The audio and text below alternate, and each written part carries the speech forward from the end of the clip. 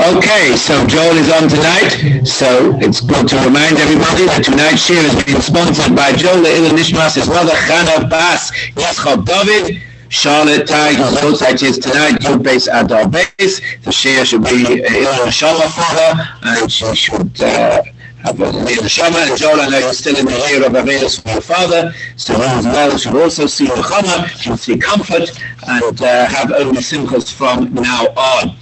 So, let me get to my megillah. Okay, so I wanted to go through a little bit of megillah. People want to take some of the books here that we have.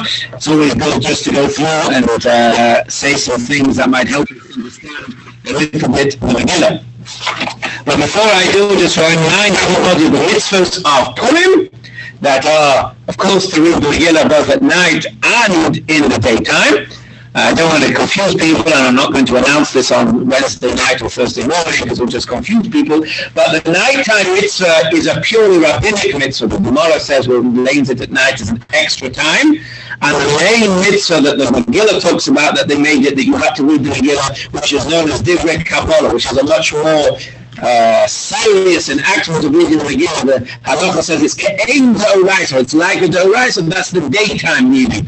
And that's why I try to say on Shabbos, a lot of people think, we hear the Megillah at night, you never see them again during the day. Actually, it's the opposite. The main one is during the day. Of course, you should come to hear both, because they're both mitzvahs, but the one in the daytime, I don't know how to phrase it right, if it's more of a mitzvah. I'm not saying you get more of a mitzvah, you get more rewards, but it's certainly more of a mitzvah. Oh, hi, Tanya, she's saying hi from me. And people tell me I don't respond enough when they're saying hi to me on Facebook. So say hi to Tanya, listening from Tallahassee. So, there's also a mitzvah in the daytime, and I stress the daytime, because the Megillah says the days of Purim, Yemei Purim, the days, which means the mitzvahs that it says at the end of the Megillah, Mishloach Manos, Matonis Levionim, and the having the feast, says Yemei Mishta, the daytime, which means if one is going to come in the daytime to shul, I would not collect your parcel or bag, whatever we're going to call it, that you've paid for as your Mishloach Manos that the shul are providing, the Mishloach Manos baskets. I would wait till the morning. I would pick it up in the morning, that way it's in the daytime, and you can fulfill the mitzvah. I'm guessing the bags are exactly the same, right? I don't know if anyone here knows anything about it. I just know about the alcohol in it because they asked me which ones were kosher and which ones were not. So I know what alcohol, everything else comes with extra. But maybe if they're exactly the same, you can pick it up and it becomes yours, and you swap it with somebody else, and that way you've done it in the best way possible. And of course you can give it to as many people as you want. As I like to make it known to people, I don't give back to people in the shul. If people give me lots of Mishloach Manos, please don't expect one. It's not usually expected that the wealth gets back to everybody. Of course, I have my own mitzvah to do. Of course, I do that. But in terms of giving back to everybody, I don't do that. I wrote a piece for the Rabbinical Alliance of America's pre-Purim rabbinic sefer they brought out. I posted a link on Facebook to it, all about Matanis Leviotim and shuls or shul collections and how it works. You're supposed to give to two people, so if you just plop it in a basket, how does that work? And there's very different methods. Some people say you have in mind that each part becomes, that when I divide out the money, that half of the money goes to at least one person, the other half goes to the other person. But the most common way of understanding it is that the collection basket is like my hand. I am the guy of it, if you like, and because I'm accepting it on behalf of the Alim, because I'm the one going to give it out, and therefore I distribute it on behalf of everybody, so it's like you're giving me one to distribute, and therefore it works. So by putting it in the basket that we have, and it is a little basket, a rookie basket, we have it there, one fulfills the mitzvah. One should give a nice amount, because the Torah uses the word, or really uses the word latonos, a gift to all people. So technically you can give a few cents, but that's not what you might necessarily call a gift. So I sort of shut the bills down at least $5. That's the minimum I'd say, a nice gift. Although I must say, when I was in an foundation in England, they would give an Xmas bonus. They gave us all envelopes and got taken over by the Jewish company, and they gave us a bonus. Before that, the Jewish company would go bankrupt, so maybe that's why they gave in, but they gave people a good, decent bonus, a nice amount. This new company took on, they gave us all envelopes, everybody was excited. They opened it, and everybody received £5 bill. And people will go, Xmas is not, that's £5, right? $5, let's say. And the guy was their holiday were disgusted. He said, they might as well not have bothered with £5. So I thought, same with Purim. If that's what their attitude was for their festival, maybe we should also think about that as well. And $5. Anyway, but they say it should be something that can be used for the scenario. So they say, what is the typical value of a meal nowadays? If you go to Glicks, for $10, you can get yourself one of these ready meals, or the pizza shop in Dixie for $10, you get a whole pizza. That's certainly considered a meal. So let's say $10 is considered a thing, so you have to give for 2 people, so that's $20. And again, even women are obligated, and even married women are obligated to give separately. Now the husbands can give on their behalf, but they have to give extra. So if we're going to take $20 as the baseline for Matanos Aviyah per person, if you're giving on behalf of your wife, you have to give $40, $20 for you, the 2 times 10 for each meal for 2 and him, and 2 on behalf of your wife is $40. And if you're giving Shlach Manus, yes, you have to give at least 2. 1 on behalf of the man, if you're giving together from, I'm not going to do, so I'll say you, right? From Moshe, then that's only counted as on one of your behalf, so you have to give at least 2. 1 on Arthur's mitzvah and 1 on Moshe's mitzvah. There's no mitzvah to receive Shlach Manus. So if you don't receive any, that's fine. You might not feel very good about it, but the mitzvah is to give, not necessarily to receive. Once you've done it, you've received, it's completely yours, you can really gift. Probably a good idea to take off the label. It's perfectly permitted to re-gift in terms of the halacha of Shlach Manus. That's absolutely fine. But what is very important is they need to know who gave it. Because the whole idea is you give it to your friends and they become friends. So if you don't know who gave it, it defeats the principle. You have to have the name on it if you whatever. You have to let them know. There's a whole machlokes do we need to know about Matanos Le'Evyonim. There are many Rishonim, I will talk about this from the thing that I wrote, there are many Rishonim who say yes, they need to know. But now they say, well, that's embarrassing, right? The people get embarrassed. So I came up with a further to say that if, let's say, I'm giving out on behalf of our shul, so people know roughly it's coming from the people of the shul. So as they don't know individually who's giving what, they know it came from our shul, so they have a rough idea. So you get the best of both worlds. You're not embarrassing him by saying, specifically giving to him, or if people have family members or friends that we give regularly to, of course, I would give them a point too. They're not embarrassed because we're giving them regularly. They know about it. So if that's the case, I would do that. There's a whole issue about who is considered Aniyim, right? As only, right? I'm talking about absolute destitute people, but the usual way of doing it, the modern person says, people who generally can't afford their bills, right? People, like we would say, are struggling, right? Most people nowadays live in a house, and they have stuff, right? So you can't say, they're on the street. I don't mean they have to go on the street, but it means they're struggling, right? It's a constant struggle. And now with prices, I went today, filled up my gas, $4.29 I had to pay. And I saw 2 places, $4.29. So overall, that's gone up 90 cents in like 9 days since I filled up last. 9 days, it's gone up 90 cents, 10 cents a day. That's a huge amount. So maybe we could get gas cards. For Mishlach, it's certainly something that could be very good. And of course, the mitzvah is to have a feast. A lot of people know about drinking wine, but really drinking wine is only really a mitzvah at the feast, not before. And second of all, like and also you shouldn't have liquor, but the mitzvah, when people talk about the mitzvah, probably is the mitzvah of wine, not the mitzvah on any other types of you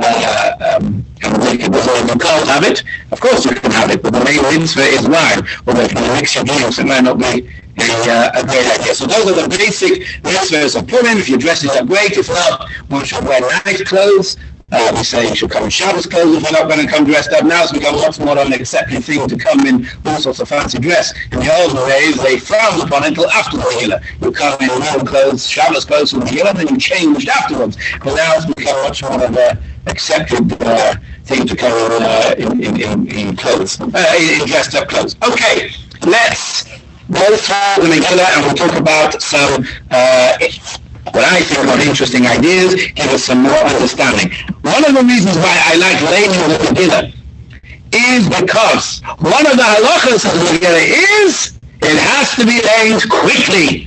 Yes, it does actually say one must super quickly, the speed of light, but one should be moving quickly. One shouldn't have pauses, even between pasuk, because it's supposed to be an igeres, a letter, a scroll that they used to read out to the kings. That's why we wrap it up, because, we sort of fold it out and wave it down, and it's called Igeres Hazos, this letter, right? And it was the letter that was sent out to all the Jewish communities, and the letter is usually read quickly. So therefore, the megillah, it says in the halacha, should be read quickly, and not too much of a pause and breaks, even between each parak, you have a small pause, but not too long, because that's why I like it. So when people complain, Rabbi, you're making it too fast, and I say, well, actually, they're not right. But obviously not too breakneck speed.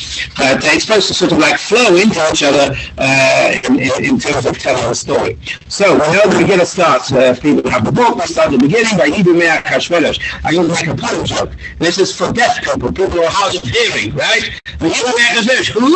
Oh, Kashverosh, him, right? And that's what I was talking about. Well, that one. Okay. So, but actually, the Gemara says, "Who Achashverosh?" Why do we have to repeat Achashverosh? To tell you, he's the Achashverosh that was wicked from beginning to end. The word Achashverosh is an acronym of Eish, Aleph Shin is fire, and Shachar, of course, of Shin, Vav Reish, the Ches, the other letters are Shachar, fire, black fire, and I said, black is never mistaken, the blood, the gloves, and so on and so forth, and he was Eish, he was a fire, he lit the fire of Teshuvah, and so on, which is the acronym of his name. So we went through last week about how we had the 9-year period, and the third year was when Vashti was killed. That was all to do with the Beis HaMikdash and Moshiach, and that's why it was so terrible they drank it as well, because they were celebrating the fact that Hashem wasn't going to drink oil anymore. We spoke about how the whole idea is Hashem is planning everything to save us, and how that's special for nowadays. So we went through that last week. So let's go a little bit more into the megillah.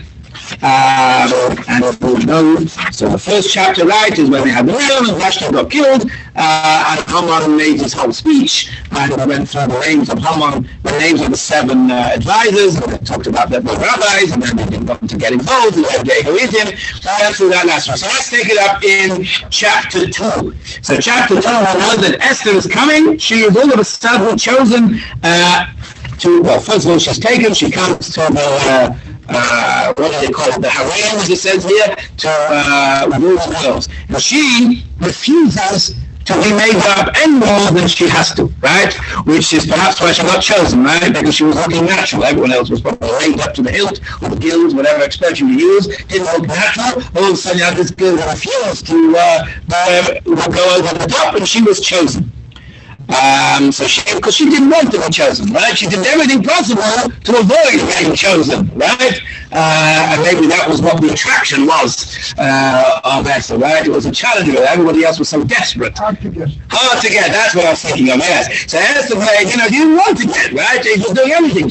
Everyone else probably came in with desperation. They wanted to be the queen, they were overzealous, and therefore they were not chosen. Whereas Esther was just the opposite. She tried to do everything possible not to get chosen. So she had, it says, she had the 7 Sheva Hana Oros She had these 7 maidens that would come. So the Gemara says, what's this idea of having 7 maidens? So she had one for each day of the week. So she would know when was Shabbos, because she was saying the woman would come because she was stuck in some room somewhere. So when this woman came, she knew it was Shabbos, right? And also, only she would know that she wasn't doing work. The other people wouldn't know, because they were there during the weekday. The problem I have with this is Shabbos usually starts the night before. So maybe she would realize when the 6th girl came that night, if she could tell when it was going to be night, was going to be Shabbos, and she would keep Shabbos as best as she could, and so on. And of course, Esther never told anyone what was going on, and she was married to Mordechai. As we said, the Gemara says Mordechai had her as a daughter, a bas. He said, no, we did the bas, but we did it in the base as a house, and a house is a euphemism euphemism for a wife. So she was his wife, which again, how she was taken if she was a married woman, because they were supposed to only be taken the sullahs, the maidens, the virgins, and so on. So how that works out, I'm not too sure. She's not taken, and HaKadosh Baruch Hu made the miracle that she was chosen in the 7th year. Right, and we know that Bilson the Seresh tried to make this very kill the king, and Mordechai found out about it, and he was the one who told Esther. Esther told Achashverosh. Right, let's pick it up in chapter 3. This is where it gets interesting, because all of a sudden Haman is appointed. Haman, right? So who was this Haman? Where did he come from? What is it all about?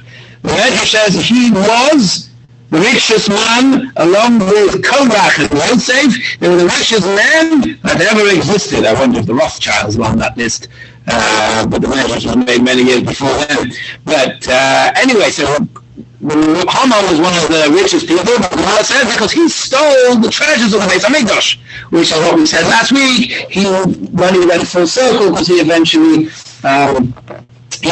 that money was yours. But there was another measure I see, which we'll hear in a minute, which says that actually Haman was the leader of the battalion, one of the battalions, and Achashverosh would give money to Haman and all the other leaders to pay for war expenses, pay for food, pay for artillery, whatever it is. And Haman stole it all, because that's how he became war. He stole all the money that he was supposed to have, and therefore he was stuck. When he came to war, had nothing to feed his men.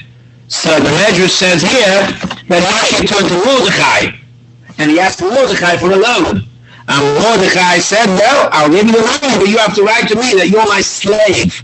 And Haman wrote that, so the Medrash says. The Medrash says that Haman became Mordechai's slave, which we'll come to in a few minutes. So according to that, he became rich by stealing the money that was sent for, he embezzled the funds, right? Nothing new. He embezzled the funds that were meant for the war effort, and that's how he became rich.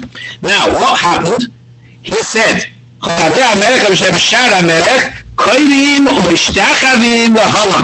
he gave two things. And if you remember when we were talking about Hilchos Yom Kippur, we said, I can't get it straight because we have this in the way, that Korean is usually when you have your legs, your knees are on the floor, and your head is bowing on the floor like this. So your knees are on the floor, and you're arched over, and your head is on the floor. That's usually how Korean is. And the Shtachavim is managed what's called complete falls on the ground. So your legs are out that way, and your arms are forward, and you're completely, your face is on the ground, and you're completely prostrated. So that's what it means, that they were told not just to bow down, hello Mr. Haman, how are you? But they have to actually get down, bow down, and completely prostrate themselves to Haman. It's interesting, it only says Avnei HaMelech Asher B'Shar HaMelech, which would imply this was only an edict where in somehow the royal courthouse, or the royal palaces, or the royal gates. But it didn't seem that this was an edict for the whole even Shushan, or the whole 127 provinces. It seems that he only enacted this in sort of like when he came to work. When I'm coming to work, I'm coming into the palace, then you have to bow down to me. Which is why it was only Mordechai that was around with all of this. We don't hear that this was a problem for all the Jews. We don't hear that there was a whole big tumult about it, which we're going to come to in a minute. So the question now is, of course, Mordechai did not get down on his knees. He did not bow down. Now, before we get into this, it's very interesting. This is just a basic, he will bow down and he will prostrate himself. But it would imply that he may have done something. He may have got up for him, shown him some sort of respect, right? Or bowed his head. It just didn't go the full bowing down. Whereas later, after Haman has already issued the edict to kill all the Jews, and he's living the first meal that he had with Esther, the prophet goes even further. This is in chapter 6. Chapter 5. The end of chapter 5. Right? He didn't even get up. he didn't even love, right? This is in chapter 5, verse 9. Haman went out happy, sameach v'tovlev, v'chloed Haman's Mordechai, v'shamer, v'kam v'lizam imenu. He now the get up was stir before him. Which would imply only then, after Haman had already decided to kill all the Jews, did Mordechai not acknowledge him in any way, showed indifference. That would imply that before he would get up. Right? Otherwise, it would have stated here, Mordechai never got up. So we see from here, the implication is, Mordechai would get up, and he would do something, but he didn't formally bow down, and he didn't formally do the full prostrating, which would help explain why Haman didn't seem to notice at first. Because if you look, Mordechai said, why on earth are you doing this? Then it says, Haman. They told Haman, then after these people told Haman that Mordechai is not bowing, then Haman noticed. Why didn't he notice at the beginning? He used to tell me, look, if I tell everybody you've got to stand up when I come into shul, right, you've got to stand up, and the rabbi can't stand up when I come into shul, and I walk in and I see there's a few people sitting down, I can see it. I don't need you to tell me, rabbi, he's not standing up, he's not standing up. I can see it myself. So why did Haman not appreciate that? So, now that we see finally later when it says he had a stir, it implies that Mordechai did do something. Right? He would get up somehow, he would show some sort of reverence. He may even have bowed down a little bit, but he didn't get down on all his knees and do everything, which may have been not so noticeable, right? If everyone's bowing on the floor and you're standing like this, which is what happened in the end, the 5th chapter, it's very noticeable. That's why Haman was filled with such anger and hatred, right? And he built the gallows that night, because you can see everyone's bowing down and I'm steadfast. Here it implies he did something. So the question is, why did he not bow down? Why? That's the obvious question. Why did he not bow down? And the second question is, was he correct in not bowing down, or was he indeed wrong? You will be absolutely shocked to know that there are differences of opinions as to A, why he bowed down, and B, if indeed he was correct in his stance. So Rashi explains, and this is the most common shot in the Medrash, that Haman had attached a god image, whatever that is, an avodah zarah image, on his clothes. And he had instructed that when you're bowing down, you're not just bowing down to me, you're bowing down to this image, this God image that I have on my necklace or my purse or on my clothes or whatever it is. Because we know the Torah is full of people bowing down. I'd rather bow down to Bnei Chetim and bought Ba'asach Bela. Yaakov bowed down to Esau 7 times. He bowed down by he bowed 7 times. And then again, all the children, the Shvatim, all bowed down. And Yosef, right? And then Yaakov bowed down many times. So we see this idea of bowing down to humans. If you see in Tanakh, many times, that seemed to have been a regular greeting. Oh, hello, Arthur. Let me bow down and say hello to you, right? That was, like people sometimes hug and kiss and do all sorts of funny greetings. Or sumo wrestlers, right? They always bow before they knock each other out, right? That's part of their funniness, right? They bow down. And that was a ritual. So that is no problem. So he couldn't bow down as a greeting. But Haman had attached a god image on him, and that's what people were bowing down to. He told people, you're going to bow down to this image on my clothes. Now, if you say that it was an image of a god on his necklace, he had an idol, then we understand, of course he couldn't bow down. But if you bow down to an idol, you are forbidden. You're not allowed to do that. It's one of the things that you have to give up your life for, not serving idols. Or is it because there is an opinion in the Gemara that if you bow down without any feelings of reverence at all to Avodah Zarah, you are not transgressing the Issur of Avodah Zarah. If you don't bow down to the Avodah Zarah, you say, ooh, there's a nice penny on the floor over here, I'm Jewish, let me pick it up. In front of the Avodah Zarah, you don't transgress any prohibition, but I'm not thinking about the Avodah Zarah. I'm not making it into my God, and so on. And therefore, there are some nuances involved. But in this case, he seems so specifically told everybody to bow down to my God. bow down to this God thing that I have on my image. That's what the most common. And the Medrash and Rashi quotes reasons as to why Haman and Mordechai refused to bow down. However, the Malcolm Shimoni states a fascinating comment. It's interesting. He says like this: who were the people Mordechai was talking to? Right? Remember, it says, "Vayom Rabbi Amelech." These people said to Mordechai, "Madua ato oiv? Why on earth are you over transgressing a mitzvah Hamelech?" Who are these people that are talking to Mordechai? Who is this conversation? Who is he having it with? So we think about it. It seems to make sense. These are the royal courtiers. Mordechai, we're all bowing down to Haman. I got dust all in my mouth now, coughing and spluttering away, and you're just standing there. Why are you not bowing down? That's what would seem to be the most common understanding. But the Medrash says, who are the people talking to? Elo HaDayanim. Those were the Jewish Dayanim, right? The Basin. We're telling Mordechai, why are you not fulfilling this even? Why are you basically putting all of Klal Yisrael at risk? Because you saw what happened, right? So we're going to kill everybody. Why are you jeopardizing the whole Jewish nation? What are you for?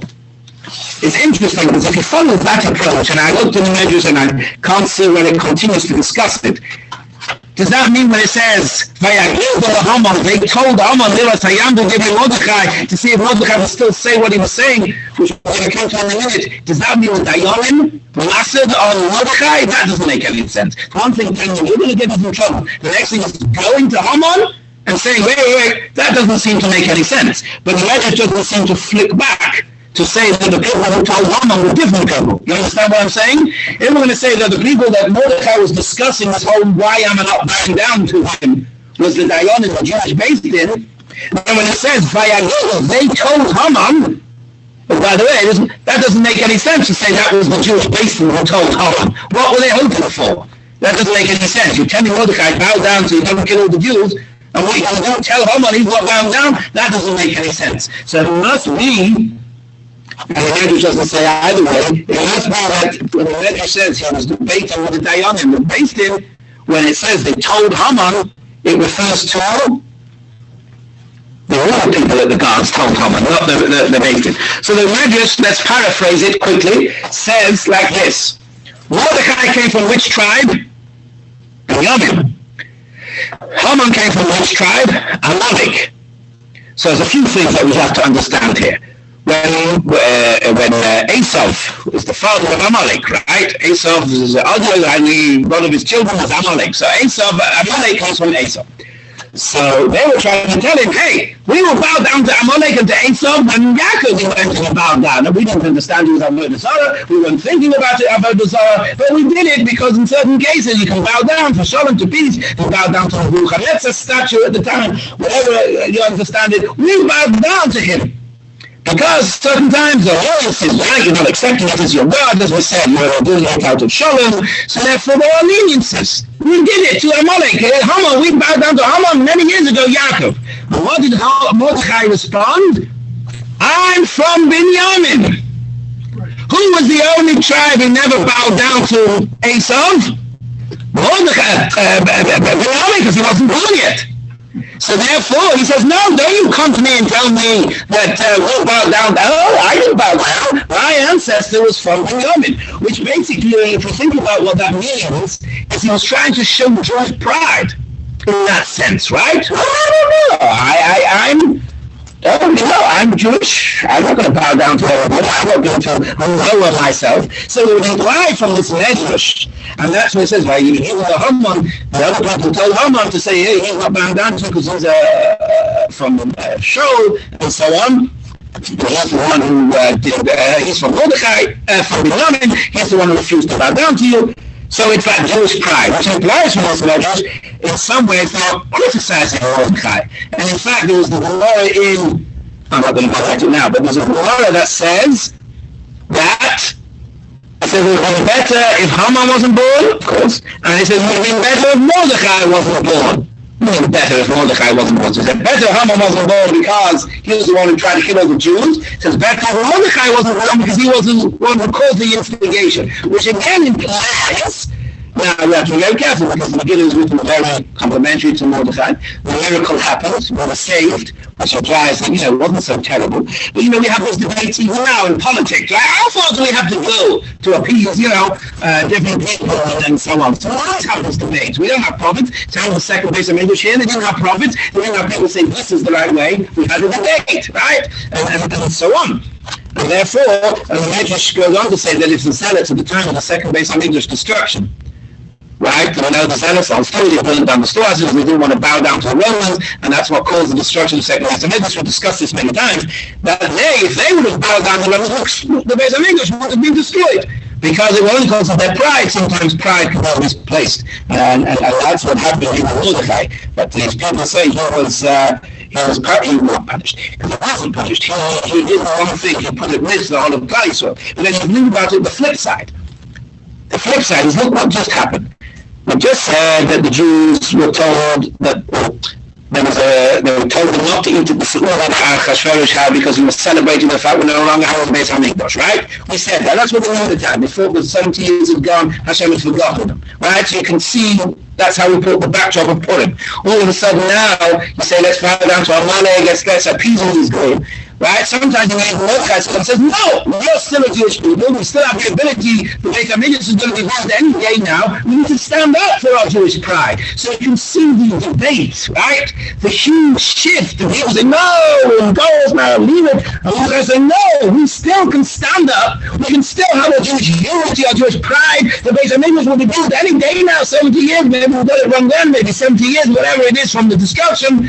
We can still have pride. Don't bend. Don't bow down to the nations. Don't assimilate. Don't pick up their culture. We still have the Jewish culture, the Jewish pride. So you put it into perspective of this huge debate that was going on at that time, and that's just something to think about and to internalize. Now, and it's late, let's get our last prayers out. So he said, came to Haman, to Achashverosh, and he offered them 10,000 pieces of 10,000 kikar of silver. Now, how much is that nowadays? A lot. So I'm going to tell you.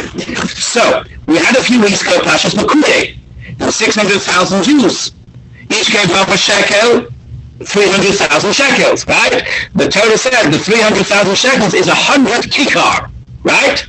That means a kikar is 3,000 shekel. Now, according to the Gemara, a shekel is 0.8 grams of silver. Now, I checked out today's price of silver. Silver is $25 or 35 cents an ounce today, right? Now, I forgot, I have the calculations here. So $25 an ounce of silver. If you work out here, 1 kikar contains 30,000 shekalim that we just explained, right?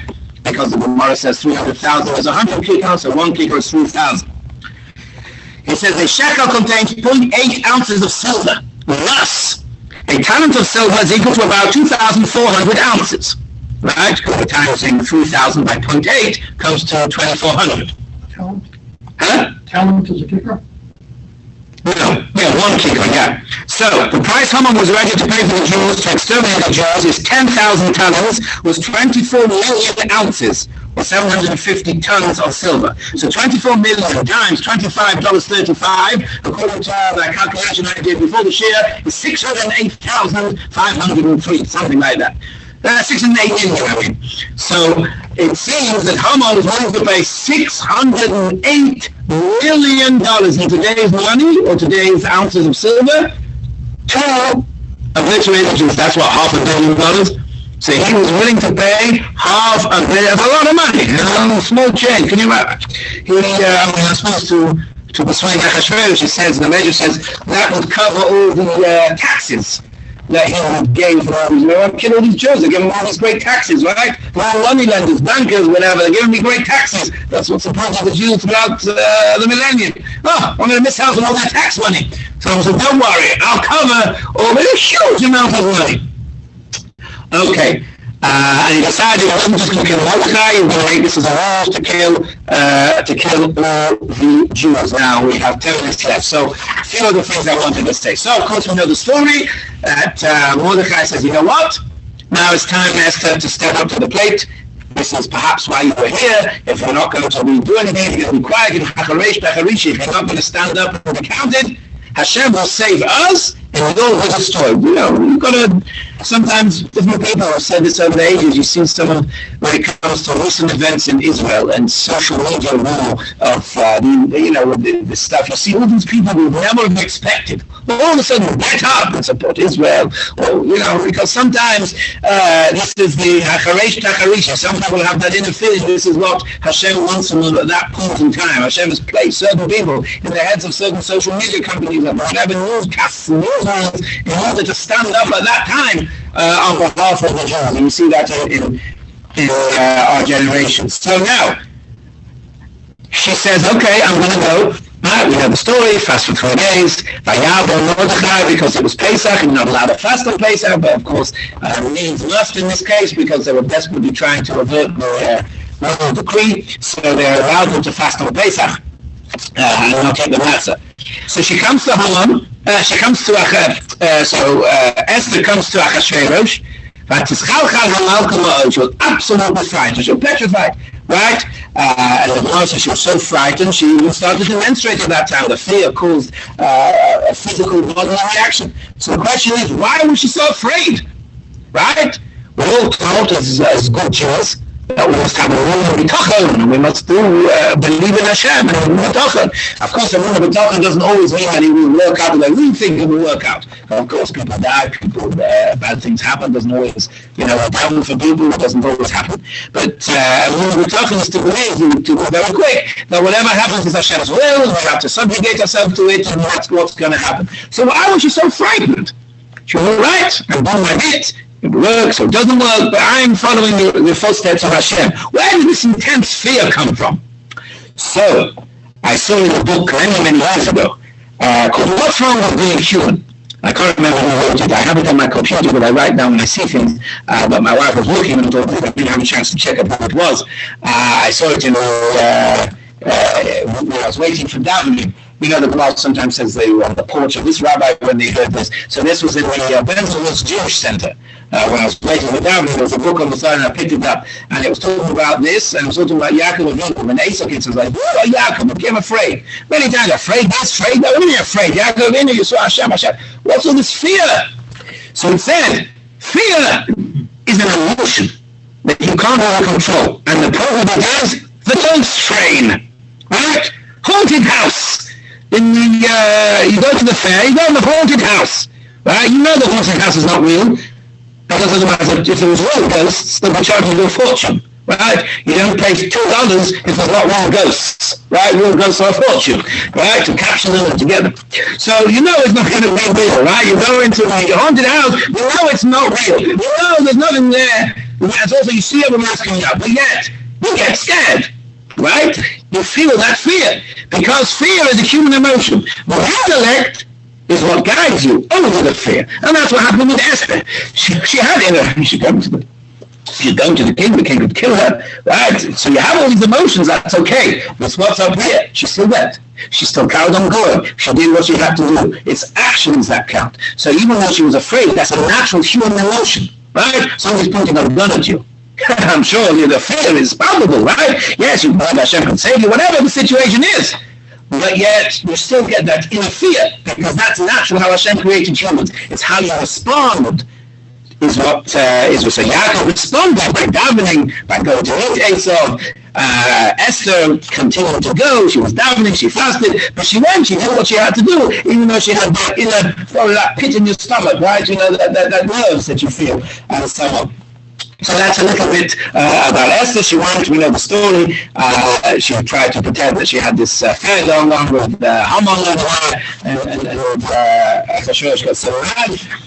And then she, Haman fell on the bed, and this Chavona fellow pops up.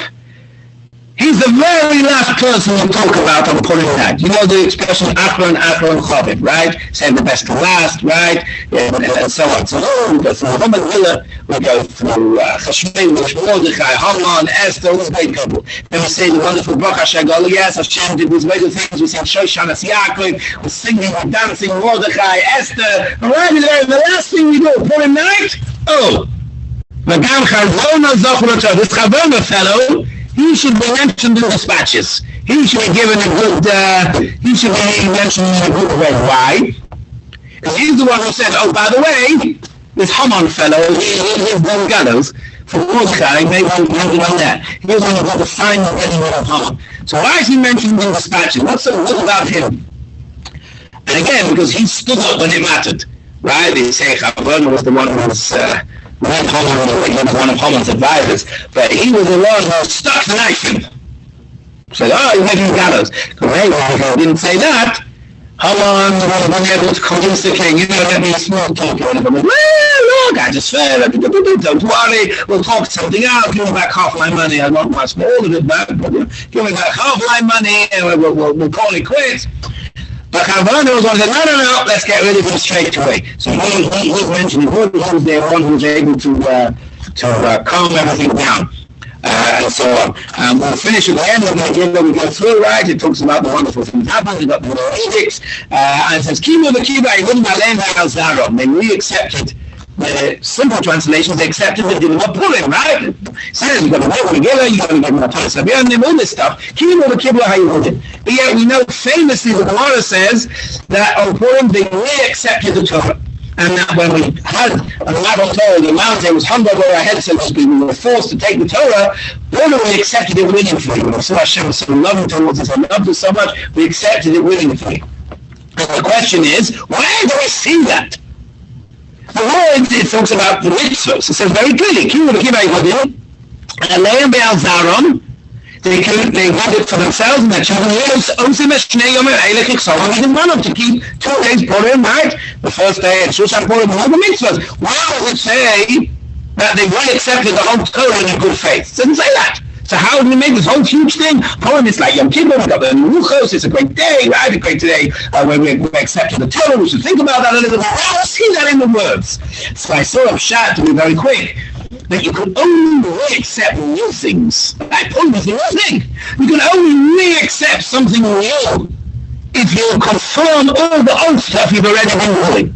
So by re-accepting Purim, by accepting a new thing, a new mitzvah, Purim, if you only do that, they're saying, yes, we're going to now take new things. Because you know what? We'll concentrate on, we'll try and sort out what we know. Oh yes, what we have already is great. We'll now do all the things. So by the fact that they were so willingly accepting upon themselves these new mitzvahs, it shows that they've obviously internalized and rationalized that they want to keep all the previous mitzvahs, the 613 mitzvahs, and that's how we see that they were involved very accepting the Torah. That's something we should think about on Purim. Just like on Yom Kippur, I tell people, of course, we ask for tshuva, and that's what's so special or whatever, but we must have to remember it's the day we've got the Ruchos, and the day we've got the new Torah. We should think about that, thanking Hashem that we have the Torah, and Purim as well, that we must thank Hashem that we're Jewish, we have the Torah, we're able to serve Him, we connect with Him, and He has our back, and now the world is going through,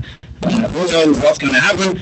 But we'll see what this year Purim brings. And again, the Purim story happened over 9 years, we said last week. So we don't know, A, what's being put in place years ago, that might help this, right? We don't know what's being put in place now, that might help in the future. We can only use hindsight. Like they say, hindsight is a wonderful thing, because we look back and see those wonderful things Hashem does. Let's hope that this is, this year Purim we get to celebrate in Yerushalayim, where the memorial Hamans of Amaleks of people trying to get the Jews, and no people of anti-Semitism, but the base of Mashiach and Amen. Okay. Right.